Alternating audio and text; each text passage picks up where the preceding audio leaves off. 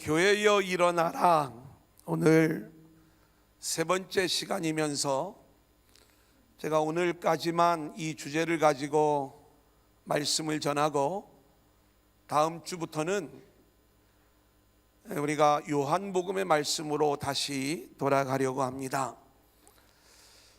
교회여 일어나라 라는 주제를 생각할 때 저는 처음부터 우리 두란노 공동체가 어떤 공동체가 되어야 하겠는가라고 하는 그 생각으로부터 오늘 이 말씀과 주제가 출발하게 되었습니다. 오늘 들어가는 말 부분에 세 가지 질문을 던져 놓았는데, 우리가 보통 교회 그러면 구원받은 성도들의 모임을 교회라고 이야기를 하죠. 자, 그렇다면 구원받은 성도들의 모임이 교회라면 구원이 뭐냐? 우리가 예수를 믿고 구원을 받았다는 게 무엇을 말하는 거냐? 두 번째, 그러면 저와 여러분은 분명히 죽을 수밖에 없는 운명에서 구원받은 인생으로 바뀌어졌는데, 이 구원받은 자들이 모여있는 이 공동체는 세상에 있는 공동체와 뭐가 다르냐? 세 번째, 이 구원받은 공동체를 우리가 하나님 나라라고 이야기를 하는데, 이 땅에서 살아가는 하나님 나라는 영원한 하나님 나라, 우리가 죽어서 누리게 될 그 하나님 나라와 본질적으로 같은 나라인데, 아멘. 이 나라는 서로 어떤 유기적 관계를 가질까? 사실 오늘 말씀 속에는 엄청난 기독교의 교리와 구원론, 천국론, 수많은 내용들을 담고 있기 때문에 조금만 제가 삐끗 잘못된 이야기를 하면 요즘은 뭔가 우리의 설교를 이렇게 올리기에도 두려울 정도로 수많은 사람들이 이러한 내용들을 가지고 때로는 공격해오고 때로는 문제를 삼는 그러한 모습들까지를 보게 돼요. 오늘 최대한으로 쉽게 여러분들이 이해할 수 있도록 이 내용을 함께 해 나갈 터인데, 교리나 이론이나 지식이나 깨달음으로 이 내용을 들을 게 아니라 삶 속에서 하나님 나라를 경험하게 하시는 그 살아있는 말씀이 우리 안에 들어올 수 있는 귀한 시간들이 될 수 있기를 소원합니다. 첫 번째 한번 따라해 볼까요? 구원 공동체. 자, 우리 두란노 공동체는 구원 공동체가 되어야 돼요. 여러분, 구원이 뭐냐 이렇게 이야기를 하면 다들 알고 있습니다. 나는 원래 죄로 인하여 죽을 수밖에 없는 인생이었는데 예수 그리스도를 믿음으로 구원받은 백성이 되었다는 거예요. 자, 그러면 구원받기 이전의 삶과 구원받은 이후의 삶은 전혀 다른 삶이 되어야 되겠죠. 우리는 늘 이것을 어디에서 찾냐면 윤리와 표면적인 변화의 내용에서 우리가 이것들을 찾고 있기 때문에, 내가 좀 나에게서 뭔가 그럴듯한 모습이 나오면 구원받은 모습인 줄 알다가 주일에 안 빠져, 열심히 예배드려, 그러면서 뭔가 그럴듯한 일들을 하고 있으면 그게 구원받은 자의 모습인 줄 아는데, 여전히 세상에서는 세상의 가치를 붙잡고 세상의 문제로 괴로워하면서 절망과 고통과 한숨 속에 살아가고 있다면, 여러분, 우리의 모양은 잠시 교회를 다녀가는 것뿐이지 이것이 진짜 구원받은 자의 삶이라고 이야기할 수 있겠느냐, 이 말이에요. 구원은요, 우리가 늘 복음에서 이야기하는 것처럼 예수가 우리 안에 들어오는 거예요. 그런데 예수님이 우리 안에 들어왔다는 얘기는 한 인격이 들어온 게 아니라 하나님의 나라가 우리 안에 임하신 사건인 줄로 믿습니다. 근데 하나님의 나라가 임했다는데 내 마음은 늘 불안하고 요동치고 힘들고 어려워요. 그러면 나는 구원받은 자가 아닌가요? 뭔가 좀 다른 부분들을 우리가 알아야 되겠죠. 구원은 성경을 보면 내가 믿음으로 구원을 얻는 게 아니라 하나님이 은혜로 선물로 주시는 거라고 말씀하고 있어요. 에베소서 2장 5절로 6절 우리 한번 같이 읽어볼까요? 같이 읽습니다. 시작. 허물로 죽은 우리를 그리스도와 함께 살리셨고 너희는 은혜로 구원을 받은 것이라. 또 함께 일으키사 그리스도 예수 안에서 함께 하늘에 앉히시니. 여기 보면 우리를 은혜로 구원을 하셨다라고 말씀을 하고요, 구원받은 저희들은 이미 예수 그리스도와 함께 하늘에 앉혀 있는 자라, 이 말이에요. 그러면 지금 저와 여러분의 모습을 영적으로 우리가 좀 보실 수 있기를 원하는데, 우리는 이 땅에서 그럭저럭 좀 때깔이 있는 모습, 또 어떤 때는 꾀죄죄한 모습으로 우리가 살아가지만 우리의 영적 실체의 모습은 하나님 나라에서 그리스도와 함께 하늘에 앉혀 있는 모습이 저와 여러분의 모습인 줄로 믿습니다. 그 삶이 우리 안에 보이냐, 이 말이에요. 저는 과연 이 땅의 삶과 하늘의 삶을 우리에게 보여주는 천국과 지옥, 구원받은 자와 구원받지 못한 자의 삶의 이야기를 보여주는 본문이 뭘까? 그게 오늘 부자와 나사로의 이야기인 거예요. 그런데 이 이야기가 참 우리를 힘들게 합니다. 뭐냐면 부자는 죽었는데 지옥에 갔다는 거예요. 거지 나사로는 죽었는데 천국에 갔다는 거예요. 우리가 생각하기에 부자는 예수를 안 믿어서 지옥에 갔다, 그러면 이해가 되겠어요.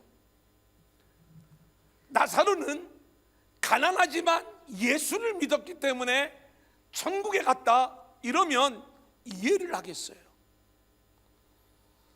또 하나, 오늘 말씀을 보면 우리가 오해하기 쉬운 내용이 나오는데, 너는 우리가 이 땅에서 고난 가운데 있으면 죽어서 편한 세상에 가고, 이 땅을 편하게 살으면 죽어서 고통을 당한다는 이야기인가? 적어도 성경은 그러한 것을 우리에게 복음이라고 이야기를 하지 않습니다. 제가 이 부분을 몇 번 설명을 해드려서 이미 알고 있는 분들도 있겠지만, 성경이 말하는 부자는 우리가 생각하는 돈 많은 부자를 우리가 성경에서 말하는 부자라고 얘기하지 않습니다. 성경에서 말하는 부자의 본질은 하나님 앞에서 부자인 척하는 거예요. 그래서 하나님 앞에 뭔가 내놓을 것이 많이 있는 거죠. 자기 것을 의지하는 거예요. 자기 힘을 붙잡고 있는 거예요.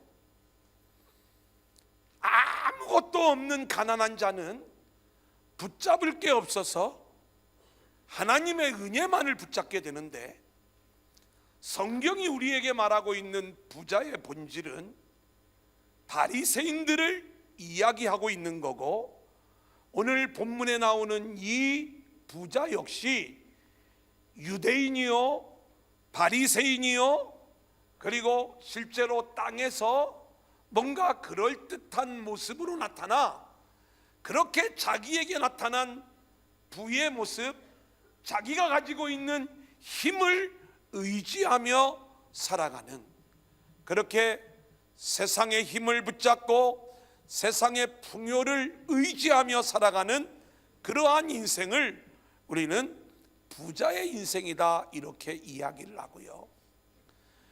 나사로의 이야기는 뭐냐? 오늘 본문의 이야기를 보면 가난하고 질병 가운데 있는데, 우리가 문자적으로 이 내용을 가난과 질병으로 보지 말고 하나님이 우리를 가난한 자로, 그리고 질병 가운데 있는 자로, 성경을 보면 하나님 나라에 적합한 인물이 누구냐? 전부 다 맹인된 자요, 다리 저는 자요, 일어서지 못하는 자요, 중풍병자요, 그렇게 누워있는 자들이 왜 하나님 나라에 적합한 자들로 드러나고 있느냐? 이것은 우리가 다 아파 누워야 된다는 이야기가 아니라, 영적으로 자기 자신에 대하여 내가 이렇게 도저히 일어날 수 없고 나 혼자는 걸을 수 없는 연약한 존재이기에 하나님의 은혜로만 내가 걸을 수 있고 하나님의 은혜로만 내가 설 수 있다는 것을 깨닫고 그 은혜를 붙잡는 자의 모형으로 그 모습들이 나오고 있다, 이 말이죠. 자, 그래서 오늘 하나님은 철저히 저와 여러분의 삶을 부자의 삶이 아닌 나사로의 삶으로 이끌고 있는 거예요. 여러분, 그런데 보세요. 우리가 알아야 될 것이 있어요. 우리는 오늘 이 본문을 읽어 나갈 때 결론에만 관심을 둬서 나도 나사로처럼 천국 가서 아브라함의 품에서 안식할 거야, 이거 아멘 해야죠. 아멘은 여기에만 관심이 있어요. 그런데 그 천국에서 죽어서 누리는 천국의 삶이 이 땅에서는요 어떻게 보여지는가 봤더니 거지요, 병들고 온몸이 헐어서 개들이 와서 그 헌대를 핥는 모습으로 구원받은 자의 모습이 나타나고 있고요. 반대로 이 부자의 모습을 보니까 죽어서는 지옥불의 심판을 받으면서 그 목마름의 문제를 해결할 수 있는 단 물 한 방울도 얻지 못하는 그 모습을 우리에게 보여주는데, 오히려 그가 생전의 모습은 이 땅에서 부요를 자랑하며 세상의 풍요와 그리고 세상의 힘을 의지하고 있는 그 모습으로 드러나고 있더라, 이 말입니다. 살아있을 때 우리가 예수를 믿고 구원받은 자의 삶을 살아야 죽음 이후에도 우리의 삶이 천국의 삶이요 구원받은 자의 삶인 줄로 믿습니다. 그렇다면 왜 우리는 아브라함의 품에 안겨있는 이 나사로의 안식의 삶을 소망하면서 이 땅에서는 여전히 부자가 추구하고 있는 세상의 힘, 세상의 풍요를 향해 왜 하나님 그거 나에게 안 주냐고 그렇게 우리가 이 세상 것을 추구하며 살아가고 있느냐, 이 말이에요. 하나님이 우리를 끌고 가는 자리, 그 자리가 나사로의 자리잖아요. 오늘 본문 19절 24절을 보면 부자의 모습이 나와요. 같이 보겠습니다. 19절. 한 부자가 있어. 시작. 한 부자가 있어 자색 옷과 고운 베옷을 입고 날마다 호화롭게 즐기더라. 24절입니다. 불러 이르되 아버지 아브라함이여 나를 긍휼히 여기사 나사로를 보내어 그 손가락 끝에 물을 찍어 내 혀를 서늘하게 하소서. 내가 이 불꽃 가운데서 괴로워하나이다. 율법적 부자의 모습, 세상의 힘을 추구하는 모습, 하나님의 은혜를 알지 못하여 그 은혜를 붙잡지 않고 자기의 힘, 세상의 힘을 붙잡는 그러한 모습은 결국 그가 죽음 가운데서 보여주는 것처럼 인생의 진정한 목마름의 문제를 단 물 한 방울도 해결하지 못하여 영원한 목마름 가운데 신음하고 있는 지옥의 삶이라는 것을 우리에게 말씀해 주고 있는 거잖아요. 반대로 나사로의 삶을 볼까요? 20절 21절입니다. 시작. 그런데 나사로라 이름하는 한 거지가 헌데 투성이로 그의 대문 앞에 버려진 채 그 부자의 상에서 떨어지는 것으로 배불리려 하매 심지어 개들이 와서 그 헌데를 핥더라. 굉장히 비참한 모습이죠. 근데 그가 23절을 볼까요? 시작. 그가 음부에서 고통 중에 눈을 들어 멀리 아브라함과 그의 품에 있는 나사로를 보고. 여러분, 자꾸 우리가 이 문자에 집중을 하면 이 말씀이 우리에게 주는 진짜 복음의 의미를 놓치게 됩니다. 하나님이 왜 이렇게 나사로의 삶을 비참한 인생의 모습으로 끌고 가는가 라고 이야기를 할 때, 하나님은 우리 인생의 구원의 비밀을 여기에서 알려주는데, 구원의 비밀이라고 하는 것은 내가 내 인생의 주인이 되어 내 힘으로만 살아가던 인생이 이제는 내 힘으로는 불가능하다는 것을 깨닫고, 그래서 하나님이 너 그거 깨달아야 돼. 그래서 그걸 못 깨닫고 여전히 자기 힘을 의지하니까 그 힘을 빼는 거예요. 그래서 계속해서 우리를 병에 건들게 만들고 우리를 늙게 만들고 힘이 빠지게 만들고 급기야는 우리를 죽음의 자리로 모든 인생을 내보는데, 왜 우리 인생을 죽음의 자리로 내모는가? 그 마지막 자리에서까지라도 너희가 너희 힘이 아닌 내 힘으로, 내 은혜로만 살 수 있다는 것을 안다면, 그 은혜와 긍휼을 깨닫는 것을 안다면, 산다는 것을 깨닫기만 한다면, 내가 너를 나사로의 삶으로 이끌 것이다. 가난과 질병 가운데 있지만 그것이 은혜와 긍휼로 이끄시는 하나님의 삶인 것을 깨달아 그 은혜와 긍휼을 붙잡고 세워지는 그 인생이 바로 이 나사로가 아브라함의 품에서 안식하고 있는 구원의 실제적 모습이라고 하는 것을 우리에게 말씀해 주는 거예요. 그래서 우리는요, 이제는 하나님이 저와 여러분을 어떠한 자리로 우리를 이끌어 가시든, 때로는 그 자리가 세상에서 큰 부자의 모습일 수가 있어요. 그런데 나는 내 부를 자랑하지 않아. 그 부가 나에게 힘이 되지 않아. 오직 하나님만이 나의 힘이시기 때문에 이 모든 부도 그렇게 하나님의 뜻을 위하여 언제든지 사용할 수가 있어요. 하나님이 저와 여러분을 때로는 가난의 자리로 내보내세요. 인간이기 때문에 불편해요. 하나님이 때로는 우리에게 질병을 주실 수 있어요. 인간이기 때문에 고통이 있어요. 하지만 이 불편, 이 가난, 이 고통, 이 애통, 이 눈물의 상황들이 나를 절망으로 몰아넣지 않는 것은, 우리는 그 속에서도 우리 가운데 역사하시는 하나님의 은혜와 긍휼, 하나님의 도우심, 이것만이 나의 소망임을 알고 있기 때문에 그런 거예요. 여러분, 죽음의 마지막 장면에 가보십시오. 여러분의 인생이요, 며칠 전에도 우리 교회 성도님 남편이 뇌수술을 했어요. 수술 받으러 들어가는 그 자리에서 마지막 무슨 기도를 하겠어요? 사느냐 죽느냐? 죽을 수 있습니다. 사인하세요. 그 자리에서도 우리가 하나님의 은혜와 긍휼로 내 인생은 존재하는 겁니다. 이것을 우리가 깨닫는다면 하나님은 그 인생을 하나님 나라에 안식하는 존재로 세우시는 것 아니겠습니까?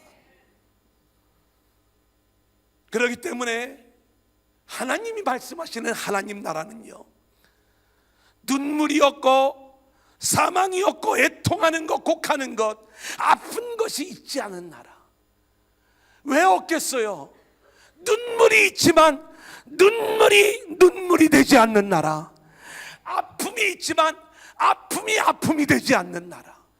애통이 있지만 애통이 되지 않는 나라. 이게 구원받은 자의 삶이죠.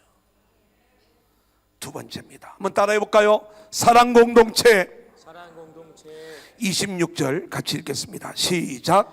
그뿐 아니라 너희와 우리 사이에 큰 구렁텅이가 놓여 있어 여기서 너희에게 건너가고자 하되 갈 수 없고 거기서 우리에게 건너올 수도 없게 하였느니라. 여러분, 이 구원의 세계는요, 땅의 세계와 하늘의 세계가 연결이 되어지죠. 땅에서 구원 못 받았는데 하늘 가서 구원받는 일은 없는 겁니다. 그러니까 이 구원받은 자의 삶을 우리는 살아있는 동안에 반드시 경험을 해야 되는 거예요. 자, 그런데 보면 구원받은 자의 세계와 받지 못한 자의 세계를 보니까 큰 구렁텅이가 있어서 건너 다닐 수가 없대요. 무슨 말이에요? 오늘 이 말씀은 우리가 죽어서 천국 가면 천국하고 지옥은 왔다 갔다 못하는구나, 이대로만 이 말씀을 우리가 이해하기 쉬운데, 오늘 말씀 속에는 좀 더 깊은 비밀을 가지고 있어요. 이 땅에서 저와 여러분이 구원받은 인생이 됐어요. 하나님의 은혜인 줄로 믿습니다. 그런데 이것을요, 우리는 굉장히 별로가 아닌 사건으로 하는데, 구원받지 못한 인생, 저주의 인생이 하나님의 은혜로 구원받은 자리로 우리가 넘어왔어요. 이것이 내 마음대로 건너갈 수 있어요, 없어요? 없습니다. 은혜로만 되어진 사건 아닙니까? 그렇다면 이 삶과 건너온 자의 삶은요, 전혀 다른 모습이 되어져야 되는데, 우리의 모습은요, 그 모습을 자꾸 윤리 혹은 신앙 인격에서만 찾으려고 해요. 물론 그러한 것들이 동반되는 것은 당연해요. 하지만 우리에게서 드러나는 그러한 어떤 윤리나 신앙 인격의 이면에 우리의 중심을 우리가 어떻게 보일 수가 없는 것들이죠. 정말 중요한 게 내 안에 구원의 실제적인 그 하나님의 일들이 작동되어지고 있느냐라고 하는 거죠. 하나님이 저와 여러분을 끊임없이 나사로의 삶으로 이끌어갈 때, 그것은 세상의 힘을 빼는 일이잖아요. 내가 자식을 의지하잖아요. 그럼 하나님이 자꾸 그 자식을 그냥 이렇게 속을 썩이는 자식으로 내려놓게 만들어, 그 자식을. 그러면 그 다음에 하나님이 그때부터 일을 하죠. 하나님이 만들어 가시더라고. 그죠? 제가 개척할 적에도 처음에 내 힘으로 막 어떻게 빚의 문제를 좀 해결해 보려고 했더니, 네 한번 해봐라.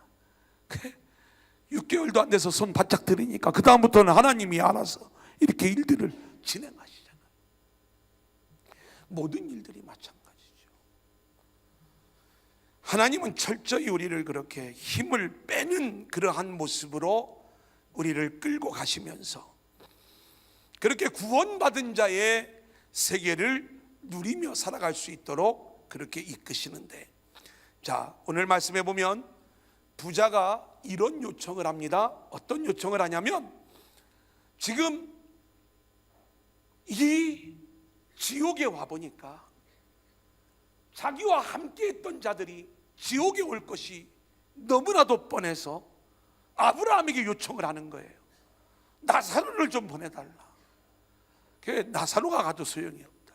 보낼 수도 없지만, 그러니까 죽은 자 가운데서 살아서 가가지고 이곳이 있다는 것을 알려주기만 하면 저들이 회개하고 돌아오리이다 그랬어요. 그러니까 이 부자가 지금 이야기하고 있는 건 뭐예요? 세상에서 세상의 풍요와 세상의 힘을 의지하고 살아가는 사람들이 하나님의 은혜와 긍휼로 들어올 수 있는 그 하나님 나라의 비밀을 안다면, 그렇게 하나님의 은혜를 거부하고 자기 힘으로만 살아가려고 했던 그 삶을 회개하고 돌아올 것이다, 이 이야기를 하였을 때 아브라함이 뭐라고 이야기를 하냐면, 모세와 엘리야, 성경, 구약 성경 말씀을 통해, 복음을 통해 돌아오지 않는 자는 아무리 죽은 자가 살아나 그 말씀을 전한다 할지라도 돌아올 수가 없다, 이 말이에요.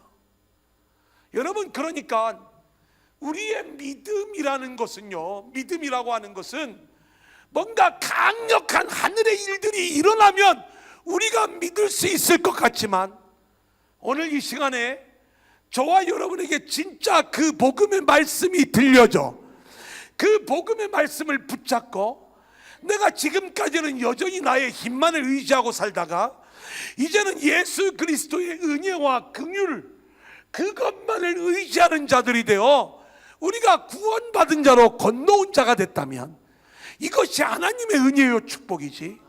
지금 예수님이 바리새인들 앞에서 이 비유를 말씀하는 거거든요. 죽었다가 살아나는 자가 누구예요? 예수님이죠. 지금 그 예수님이 이야기를 한다 할지라도 복음의 이야기를 못 알아듣는 자는 결코 넘어올 수 없다는 것을 이야기해 주는 거예요. 무슨 얘기예요? 오늘 저와 여러분이 구원받은 자가 된 것은 전적인 하나님의 은혜요, 축복이요, 선물인 줄로 믿습니다. 그러면 구원받은 자의 삶의 증거는 뭐예요? 내가 세상의 힘을 내려놓고 이제는 하나님의 은혜와 긍휼로만 살아가겠습니다. 할렐루야. 아멘.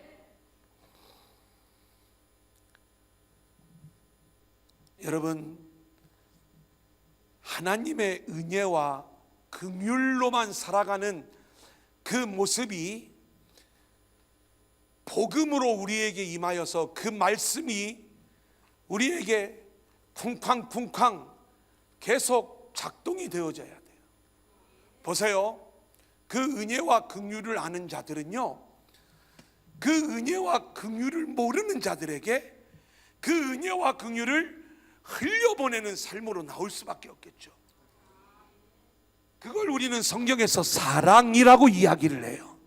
여러분, 이 사랑은요, 우리가 그냥 우리 인간에게서 나오는 그런 정도의 사랑이 아니라 지금 전적으로 우리의 모든 인생을 당신의 모든 것들을 내어주고 끄집어서 구원해내신 그 하늘의 일방적인 은혜와 사랑, 이 사랑으로만 우리가 살아갈 수 있다는 걸 알게 되었을 때 우리는 이 사랑을 모르는, 이거 참 바보 아니야, 왜 이걸 모를까? 그러면서 그 은혜와 사랑을 우리가 흘려보낼 때 우리가 뭔 계산을 하겠어요? 하늘의 은혜와 긍휼에 담겨져 있는 이 사랑을 아는 사람은요, 열정적인 내가 할 수 있는 모든 것들을 다해서 사랑의 그 흘려보내는 모습으로 우리가 이 세상에 존재해야 되는 줄로 믿습니다. 그 첫 번째 모습이 영혼 사랑이에요. 함께 우리 공동체 안에 있다가 잃어버린 영혼이 있거나 아직도 믿지 않아 이 은혜와 긍휼의 세계를 모르고 여전히 부자처럼 이 땅의 힘을 의지하고 있는 그 사람들은 영원한 지옥불에 던져질 그러한 운명이라는 것을 우리가 알고 있다면 우리가 그 영혼을 긍휼히 여기는 마음으로 은혜와 긍휼을 가지고 그들을 향하여 나아가야 되지 않느냐 이 말이에요. 전도가 교회에 실적 올리는 겁니까? 그런 건 아니잖아요. 은혜와 긍휼을 아는 자들에게서 나오는 그 삶이 결국 그 은혜와 긍휼이 흘러가서 그 하나님의 놀라운 사랑이 부어지게 될 때 그들이 다시 건너온 자가 되는 것, 이것이 진짜 하나님이 원하시는 영원 사랑이요 구원의 모습이 아니겠습니까? 물론 우리가 살아가는 동안에 우리는 연약해요. 지지고 볶고 싸우고 여러 가지 인간적인 모습이 우리 안에 나타날 수가 있어요. 그것 때문에 내가 구원받았다면 안 싸워야 되는데 왜 이런 모습이 나에게 나타날까? 여러분, 그런 거 아니에요. 얼마든지 그럴 수 있어요. 엊그저께도 얘기하는데 나 혈기가 좀 안 나와야 되는데 이놈의 혈기가 막 잘 안 된다고 이렇게 얘기를 해요. 그래서 제가 그랬어요. 혈기 없는 사람 없더라. 저도 같이 사는 여자가 천사인 줄 알았는데 하여튼 혈기 없는 사람 없어요. 다 있어. 근데 하나님이 우리에게 찾으시는 건요, 그런 수많은 우리의 연약함이 있다 할지라도 그 속에서 그렇게 내가 내 힘이 나올 때마다 여전히 내 안에 작동되고 있는 말씀에 의해서 아니야, 나는 내 힘으로 내 혈기로 나의 이 연약한 모습, 그래 나로서는 진짜 가능성이 없어. 그래서 여전히 나에게 작동되어지고 있는 하나님의 은혜와 긍휼로만 내가 살아가는 거야. 하나님 감사합니다. 그 넘어진 자리에서 다시 일어서는 거예요. 마귀는 그 넘어짐의 모습 속에서 봐라, 네가 예수 믿는다고 우리를 끊임없이 묶어버리고 우리를 절망 가운데 떨어지게 만들지만 우리는 철저히 그러한 자리에서도 일어설 수 있는 믿음의 성도들로 세워질 수 있기를 소원합니다. 한번 따라해 볼까요? 하나님을 느끼고 살아라. 하나님을 느끼고 살아라. 하나님을 경험하고 살아라. 하나님을 경험. 하나님과 친밀하게 살아라. 하나님과 친밀하게 살아라. 여러분, 하나님의 긍휼과 은혜가 아니면 내가 살 수가 없습니다 라고 하는 이 고백이 나오는 자리가 하나님 나라예요. 그것은 영원한 하나님 나라와 다를 바가 없어요. 그 본질이 똑같은 겁니다. 마지막 세 번째 한번 따라합니다. 성령 공동체. 성령 공동체. 여전히 이 일은 우리 인간의 힘으로 이룰 수 있는 일은 아닙니다. 하나님이 우리에게 찾아오셔서 이 일들을 이루어줘야 되죠. 성령께서 끊임없이 공급해 주시는 은혜와 능력으로만 하나님 나라 공동체를 이룰 수 있게 된다는 것이 이제 우리가 오늘 말씀의 마지막 세 번째 대지에서 함께 나누고자 하는 거예요. 우리가 스가랴 4장 2절로 5절까지의 말씀을 한번 같이 읽겠습니다. 시작. 그가 내게 묻되 내가 무엇을 보느냐? 내가 대답하되 내가 보니 순금 등장대가 있는데 그 위에는 기름 그릇이 있고 또 그 기름 그릇 위에 7 등잔이 있으며 그 기름 그릇 위에 있는 등잔을 위에서 7 관이 있고 또 등잔대 곁에 2 감람나무가 있는데 하나는 그 기름 그릇 오른쪽에 있고 하나는 그 왼쪽에 있나이다 하고 내게 말하는 천사에게 물어 이르되 내 주여 이것들이 무엇이니이까 하니 내게 말하는 천사가 대답하여 이르되 내가 이것들이 무엇인지 알지 못하느냐 하므로 내가 대답하되 내 주여 내가 알지 못하나이다 하니. 여러분, 하나님이 스가랴에게 환상을 보여주시는 거예요. 우리가 스가랴를 요즘 새벽에 공부를 하고 있는데 이 스가랴의 이야기는 이스라엘이 바벨론 포로에서 돌아와 여호수아와 스룹바벨에 의하여 성전 재건을 하게 됩니다. 예루살렘 성전, 첫 번째 성전인 솔로몬 성전이 무너지게 되었고, 이제는 포로에서 돌아와 이 성전을 다시 짓는 일을 시작을 하는데, 북쪽 사마리아 사람들의 강력한 반대로 이 성전 건축이 중단이 되어지는 거예요. 자, 그렇게 십수년의 세월이 흐르고 하나님이 학개와 스가랴 선지자를 통하여 그 무너진 성전을 재건하는 일을 독려하시는 건데, 놀랍게도 이 무너진 성전의 재건은 단순히 눈에 보이는 성전을 재건하라는 이야기가 아니고 예루살렘에 진짜 하나님이 주인이 되시는 성전의 실체가 세워지는 모양을 환상으로 보여주는 거예요. 그래서 스가랴에 보면 8가지의 환상이 나오는데, 그 환상의 내용들이 예루살렘의 회복과 성전의 회복을 보여주는 그러한 환상이고, 오늘 이 환상은 5번째 환상의 내용이 되겠습니다. 여러분, 거기 그림을 제가 좀 누구한테 그려달라다가 좀 자료를 좀 찾을 수 있어서 그냥 그대로 가져왔습니다. 그림을 잠깐 보면은요, 맨 아래에 순금 등잔대가 있고 그 위에 금 기름 그릇이 있죠. 그 위에 7등잔이 있고 등잔을 위한 7관이 있고, 그리고 등잔대 곁에 2 감람나무가 있는 모습이에요. 이제 저를 보셔도 됩니다. 이 2 감람나무는 하나는 여호수아를, 그리고 또 하나는 스룹바벨을 가리키면서 이 여호수아와 스룹바벨은 철저히 그리스도의 사역을 우리에게 보여주는 거예요. 이 순금 등잔대는 무엇을 이야기하면 성전을 이야기하는데, 이 순금 등잔대에서 불빛이 완전히 비춰지는 모습이 되어야 교회가 온전히 세워지는 모습이 되겠죠. 자, 그런데 그 기름 부음이, 그 기름이 어디서부터 흘러나오는가 봤더니 좌우에 2 감람나무, 다시 말해서 예수로 그리고 성령으로 우리에게 끊임없이 공급되어지는 그러한 기름 부으심이 있어야, 할렐루야, 그 등잔대가 온전히 빛을 발하는 성전의 모습으로 세워지는 것을 우리에게 이야기하고 있고요.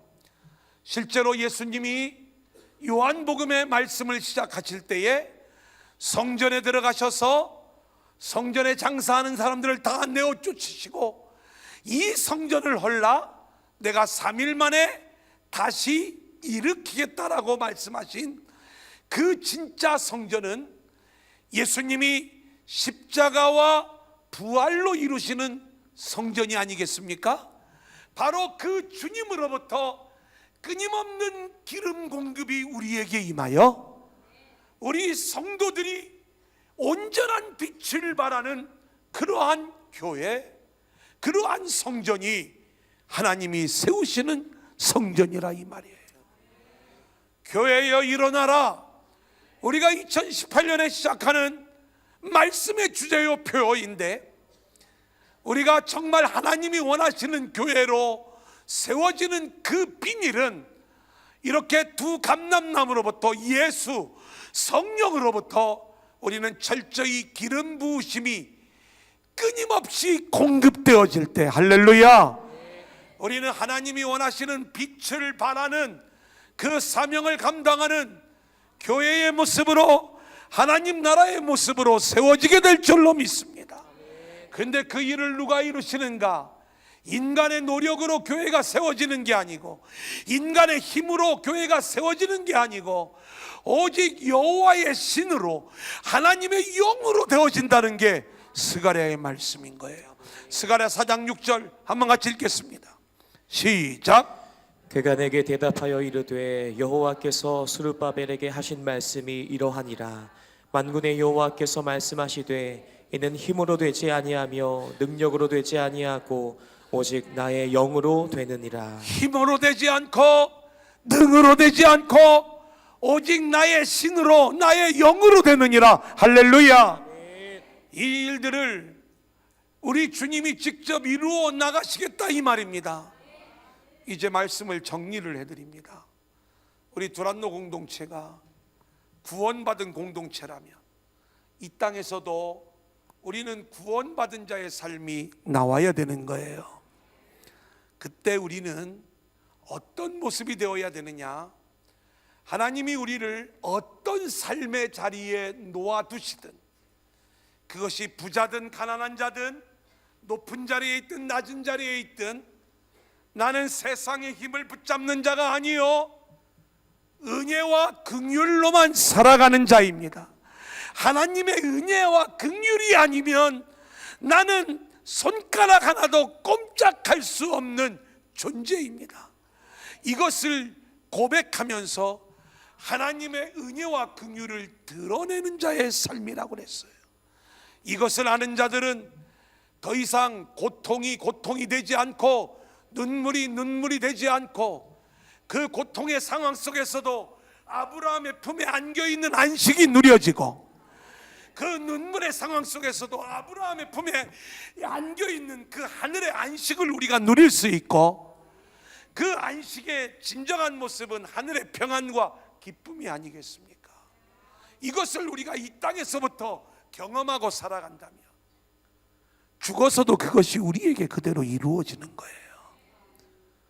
자, 그런데 이 은혜와 긍휼이 우리를 통해서 흘러나가는 사랑의 공동체가 되어야 된다라고 이야기했을 때, 그런 의미에서 교회는요, 철저히 우리가 서로를 사랑하는 자들로 세워져야 되고, 특별히 이 사랑은 세상의 윤리적 사랑과 구별되는 영혼 사랑의 모습으로 나타나야 된다는 것을 말씀을 드렸습니다. 우리 교회는 늘 그 마음을 가지고 세워지는 공동체가 되어야 되는 거고요. 연약한 우리들의 모습은 어쩌려고요? 우리가 여전히 연약하고 나약한 그러한 모습을 보일 수밖에 없지만, 그런 연약한 모습 속에서도 우리 가운데 역사하시는 은혜와 긍휼의 숨결, 그저 주님이 우리 안에서 우리를 응원하고 계시고 숨을 내쉬며 이르시되 성령을 받으라 말씀하신 부활하신 주님이 끊임없이 주님의 숨결을 우리에게 불어넣어 주시면서, 너는 내 은혜로 사는 거야, 내가 너와 함께 있어, 너는 하늘에 앉힌 자로 이미 세워져 있는 거야, 힘을 내 이기는 자가 되어야 돼. 할렐루야. 그 하나님의 힘, 이것을 스가랴는 두 감람나무를 통해서 그 기름을 공급받아 빛을 발하는 성도의 모습으로, 교회의 모습으로 우리에게 보여주고 있는 거예요. 기도하겠습니다.